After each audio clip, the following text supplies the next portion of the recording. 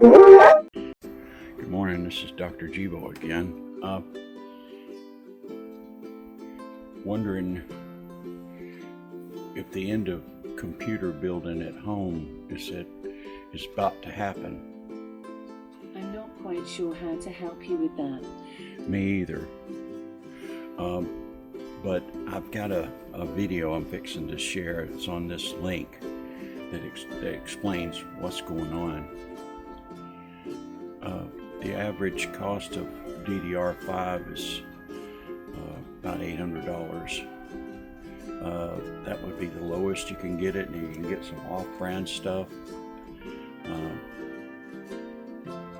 It's terrible to say this, unless the Chinese step in and start building DDR5, it's just going to not exist. You know, everyone was, about 3 years ago, you know, they were talking about DDR5 coming out, and then maybe DDR6 later on. If the data centers that are creating the AI and chatbots and CD and all the programs that we use, and companies start switching to artificial help online and on the phone, we're just going to have to do without. It's just a matter of time when any kind of thing, any kind of smart device is just going to be beyond reach, and only rich people will be able to afford a laptop or a computer. And phones and cars will have to be made like they were back in the 70s, with just mechanical stuff. I mean, taking out all electronics. I guess when the guy in the White House says we're heading for the golden years, he means let's set everything back to 1899. There wasn't no electronics then, and people got along just fine. But that ain't what I want. What's this? DDR1. DDR1 came out in 2000, and it was created because computers became heavier to run. So before DDR RAM existed, computers still used something called SD-RAM. This SD-RAM was too slow since it could only send one data at a time, which makes computers stutter and have longer loading times when we're trying to open something. That is why DDR RAM was created, which allows sending twice as much data compared to the previous SD-RAM. So as a result, computers became more responsive. In terms of speed, it runs up to 400 megahertz with a capacity up to 1 gigabyte, which was enough for browsing the internet, doing office work, and playing light games such as Doom. However, DDR1 also came with a problem. It's using 2.5 volts of electricity, which is a lot for RAM. And since it consumes a lot of electricity, it produces more heat as well. So when RAM becomes too hot, your computer might crash or freeze. And what makes it worse is that DDR1 existed in the era of Windows Millennium Edition, which is the worst and the most unstable Windows version ever. So not only did computers keep crashing because of the overheating RAM, programs in the Windows Millennium Edition often experienced errors as well. DDR2. DDR2 came out in 2004 as an upgrade from DDR1. It ran at higher speeds, around 400 megahertz with the basic variant to 800 megahertz with the higher-end version, and supported 2 gigabytes to 4 gigabytes of memory per RAM stick. With this amount of RAM, computers can now open more programs at the same time. But it wasn't only the speed that changed. Every RAM generation also comes with a different notch position. And in the case of DDR2, the notch was moved to the middle to clearly differentiate it from DDR1. More importantly, DDR2 also used a lower voltage of just 1.8 volts. This means it consumed less power and produced less heat compared to DDR1. But even though DDR2 was faster, it was very expensive back then. So in terms of price to performance, DDR2 just wasn't that great compared to DDR1. And even if someone really upgraded their RAM, they also had to buy a new motherboard that's compatible with the RAM generation they're using. That's why some people at the time chose not to upgrade and kept using DDR1 instead.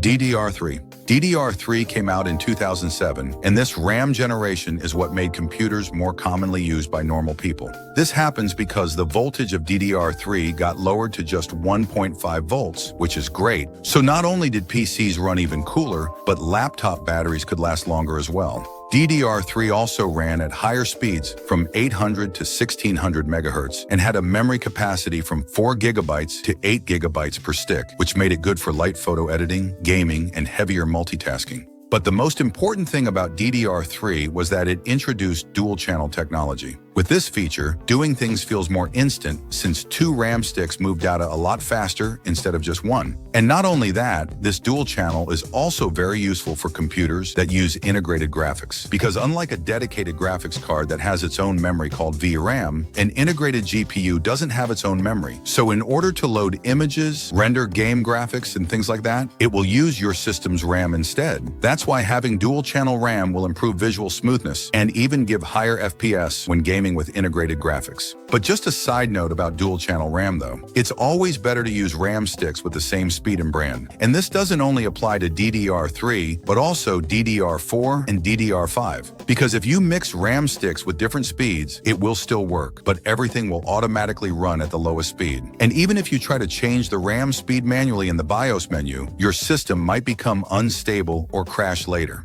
You can also mix RAM sticks from different brands that have the same speed, but sometimes it can cause random errors or instability because different brands may use different memory chips or electrical circuits. Anyway, the point is DDR3 with dual channel was already really good, but it wasn't perfect in that era because even with fast DDR3, computers in 2007 still felt heavy to run. And the reason wasn't the RAM itself, it was because computers used Windows Vista. So Windows Vista was infamous because it consumed a massive amount of resources like RAM and power. This happened because Vista used a new 3D transparent design called the Aero interface. It looked nice and modern, but it also made computers feel laggy and slow. And not just that, even popular games in that era such as Crysis were also insanely heavy as well. So in the end, DDR3's smooth performance that I explained in the beginning only showed up when Windows 7 came a few years later.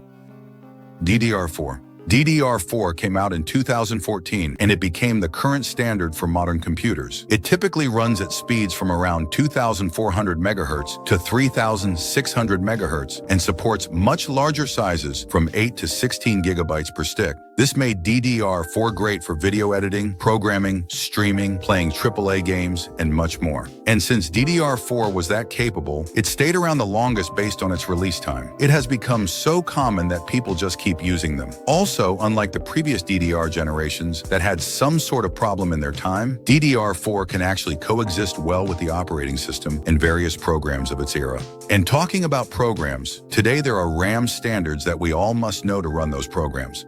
8 gigabytes of RAM is the minimum for doing everyday tasks like browsing the web and office work. But these days, 8 gigabytes of RAM is not recommended to have, especially since there are some programs like Google Chrome that consume a lot of RAM. So in practice, you can only open maybe like 2 or 3 software at max. That's why 16 gigabytes of RAM is the ideal amount for multitasking. But not just that, 16 gigabytes is also important if you're playing AAA games or doing video editing. And it's usually always written in the system requirement, because these kinds of programs are indeed that heavy. As for 32 gigabytes, it's suitable for heavier work like programming or engineering. It's also great if you like playing AAA games while also streaming and chatting at the same time. But just in case you're wondering, does having more RAM always mean better performance? The answer is yes, but only up to a limit. For example, let's say we play a heavy game that requires us to have at least 12 gigabytes of RAM. If we play with just 8 gigabytes of RAM, it's technically possible, but the FPS we get will be lower. And if we play with 12 gigabytes of RAM, it's gonna feel smooth since we've met the system requirement. But if we play with 16 gigabytes of RAM, it almost doesn't increase the FPS anymore, because the system already has enough memory to work with. DDR5. DDR5 came out in 2020 as the top-tier RAM for heavy-duty workloads. It runs at much higher speeds, starting around 4,800 megahertz to 6,000 megahertz, with larger memory capacities at 8, 16, or 32 gigabytes per stick, which is useful for demanding tasks like 3D rendering, 4K video editing, and of course, high-end gaming. Every high-performance laptop and many gaming PCs use this RAM. The reason is simple, because the performance of DDR5 is just way better compared to DDR4, that if we play demanding games with the same setup, the amount of FPS we get is always better when using DDR5. Another thing that makes DDR5 special is because it has a feature called ECC, or Error Correcting Code, inside its chip. This feature can automatically find and correct small data mistakes in RAM, so in practice, it prevents random data errors during long or heavy workloads. However, with all these features and performance, DDR5 RAM is of course more expensive than any other RAM, and for normal everyday tasks, DDR4 is still more than enough anyway. Especially when this video was made, we were in the era of RAM shortages due to AI data centers' high demand for memory, which is why RAM prices skyrocketed like crazy. Anyway, I also made some other cool videos too, so don't forget to watch them later, okay? Take a look at this line. In early 2025, an 8GB stick of DDR5 RAM would cost you between $60 and $90. But almost 12 months later, that same stick is going for over $300. That's basically a 3.3x jump in less than a year. So what's causing the sudden spike? It's probably not what you think. This is the real reason RAM prices are skyrocketing and why it's about to get even worse. Gamers and PC builders were the first ones to feel the effects. When you're buying 16, 32, 64 gigs of RAM, or even more at a time, you are definitely going to notice. That budget PC you were planning that was supposed to cost under $1,000 is now going to either be a few $100s more, or you're stuck with less power for the same price. RAM is usually sold in memory sticks, and it's available at just about any electronics store, or at least it was. Now the shelves are empty, the prices are 5 or even 10 times what people are used to seeing, and the few sticks available are locked behind the store's main desk to prevent theft. When customers can't find what they need, they're forced to pay even higher premiums from online sources, sometimes with questionable results. And this is the first pressure point. Everything else stacks on top of it. The biggest culprit, as it seems like the case with everything these days, is AI. The arrival of ChatGPT in 2022 seemed like a miracle, a website that could give you anything you wanted with just a little typing. Fried chicken recipe, niche story about your two favorite characters on a date, an image of your little sister being hugged by her favorite cartoon character as a cheap and easy birthday present? All possible, all completely free of charge. It seemed too good to be true, and that's because it is. Nothing in life comes for free, and that includes AI. ChatGPT is a predictive language model that uses incredibly powerful data centers to collate information from around the internet, filter it, and then predict what word should come next. And with millions of people using it every single day, that is a massive drain on every resource: water, electricity, and computer memory. Especially once rival chatbots, Gemini, Grok, and more joined the party. And that RAM has to come from somewhere. AI is increasing the demand for RAM, but it's not the whole reason the prices are going up. That's more complicated and more internal, and it all comes down to the decisions made by the corporate CEOs. To keep the AI chatbots running, the companies behind them have to build data centers that can funnel all the queries and process them, all without slowing down the website. That's been a massive drain on the power grids in some neighborhoods, but it's also meant that a whole lot more data needs to be available for those centers. And that means the RAM supply is being bought before you ever get the chance. Corporations buy in bulk, which means they might order hundreds or even thousands of the same memory sticks that you need. And while the computer and gaming stores would love to sell you that RAM, they might never get the chance to order it. The manufacturer, of course, is going to choose to go with the massive contract from the billion-dollar corporation over the smaller order from GameStop, especially when there is a limited supply available. Think of RAM production like a highway with a fixed number of lanes. If a massive truck takes over the road, everyone slows down, no matter how badly they need to get through. But AI isn't buying up your gaming memory sticks, not exactly, because this is where things start to get worse. A DDR5 RAM stick, which improves on regular RAM by reducing power consumption and increasing bandwidth, was a huge step up when it was released in 2020. It quickly became the standard for those who needed to keep their gaming rig running, but for the AI data centers that are becoming indispensable for the massive corporations, these options are next to nothing. These companies need something bigger and more powerful, and they find it in high bandwidth memory. And the more powerful option might be crowding everything else out of the market. HBM manages to get higher bandwidth than DDR5, and it does it in a smaller package. It stacks up dynamic random access memory circuits on a single chip, and it can be connected directly to a computer's memory controller. This makes it incredibly useful for a powerful computer, such as one that's linked directly to a massive data center. This has led many of the biggest AI companies to develop chips aimed directly at this function. The result is that demand is higher than ever, and it's all coming back to haunt you. Every time there's a shiny new option in the market, it's bad news for everyone who likes the old reliable. Gamers know this all too well. Maybe you had a favorite game system that you had hundreds of games for, but then suddenly a new system made its debut. It didn't matter if you wanted to stick to the old option, you were essentially forced into adopting the new system if you wanted to stay up to date on your favorite game series. But that may not be an option for many people. HBM isn't just newer and faster, it might be the only option that's capable of keeping up with the massive new demand from AI data centers. HBM is widely profitable because the biggest companies in the world not only want to buy up the supply, they want to get it even faster and more powerful, and they're willing to pay handsomely for that. Businesses are shifting their focus heavily toward this new development in memory, and that means they're reducing production of the more accessible, affordable DDR5.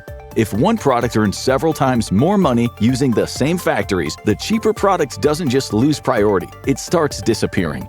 And that's not the only bad news for those looking to buy memory. This next one might be even worse, because this is the part most people miss. While the biggest AI servers are run by tech companies, it's hard to avoid the technology at all these days. You can log on to a website for a healthcare service and be greeted by a surprisingly sophisticated chatbot talking you through your appointment. Many offices are using AI to filter through hundreds of applications, or even sending automatic rejection letters. All of these functions are using large language models or LLMs to power the service, usually a smaller scale one, but sometimes in conjunction with the big services. And they all have data demands. And that's one of the big reasons why your memory prices are skyrocketing. AI servers aren't just using HBM anymore, much as they would like to. The demand for HBM has gone up so much that only the biggest companies can often get a hold of it. That means that many of the smaller AI servers need to settle for what they can get, and that is the DDR5 memory sticks that the average person is relying on for their home rig. That demand keeps sliding as the massive memory crunch spreads through the market. Each client finds themselves settling until there is nothing left at all for the little guy. This is where the avalanche starts, when enterprise demand spills into the consumer supply entirely. The little guys have to fight each other. It becomes a vicious cycle. The HBM chips go to the biggest buyers, the massive companies building data farms. That leaves the smaller, large-scale buyers fighting for the scraps, and then they buy up that supply that would have gone to the gaming and computer stores. And that leaves empty shelves for the individual buyers who are forced to go looking for secondhand sources online, which often provide less than ideal quality or sky-high prices that start to feel like price gouging. But for those who need it for their business, there is little choice. But can't they just make more? That's the next ugly truth about why RAM prices are rising and where the system itself becomes fragile. RAM is one of the most important components in the computer world, and that makes it all the more shocking that there are only 3 major companies producing it. One is the household name Samsung, which has been key to the computing world for decades now, producing the majority of the customer-facing RAM products. They have some competition in the South Korean company SK Hynix, which is also one of the world's largest semiconductor producers. The third company, Micron, is a lesser-known American-based company specializing entirely in memory and data storage. But the market is about to be shaken up in a big way. These 3 companies have all seen their production taxed heavily in recent years. Demand for their products exploded, and customers had to compete with mass buyers for the available supply. But at least one of the companies decided they can no longer please all comers. Micron sent chills down the spines of gamers everywhere at the beginning of December 2025 when they announced they were effectively getting out of the customer market entirely. They are now shifting their entire business model toward AI-driven data centers, and this means a bad situation is about to get worse. The limited supply of sources customers have for their RAM is about to shrink from 3 to 2. And with that, the competition for what those companies will put out is about to increase, and this also raises the dreaded M word, monopoly. One of the reasons the government tries to prevent monopolies is because without competition, companies can jack up prices to get every last dime out of a customer. But what happens when a monopoly happens accidentally? The government can't compel tech companies to sell to customers, not when they have a new, much more lucrative master to serve. When only a few valves control the entire flow, even a small adjustment sends prices surging everywhere downstream. And there's one more component in this that means as bad as things are, they might be about to get even worse. This isn't why prices exploded, but it explains why they may never fully come back down.